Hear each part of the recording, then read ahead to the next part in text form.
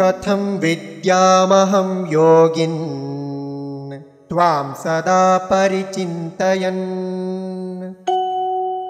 केषु केषु च भावेषु चिन्त्योऽसि भगवन्मया। कथं विद्याम् अहं योगिन् त्वां सदा परिचिन्तयन् केषु केषु च भावेषु चिन्त्यः असि भगवन् मया।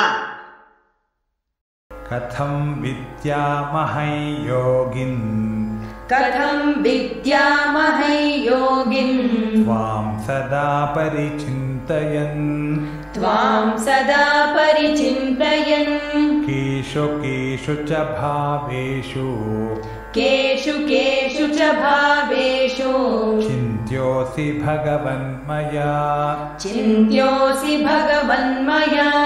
कथं विद्यामहं योगिस्त्वां सदा परिचिन्तयन् कथं विद्यामहं योगिंस्त्वां सदा परिचिन्तयन् केषु केषु च भावेषु चिन्त्योऽसि भगवन्मया। केषु केषु च भावेषु चिन्त्योऽसि भगवन्मया।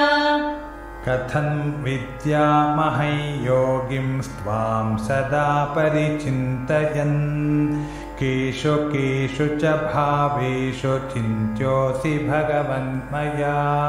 कथं विद्यामहं योगिंस्त्वां सदा परिचिन्तयन् केषु केषु च भावेषु चिन्त्योऽसि भगवन्मया।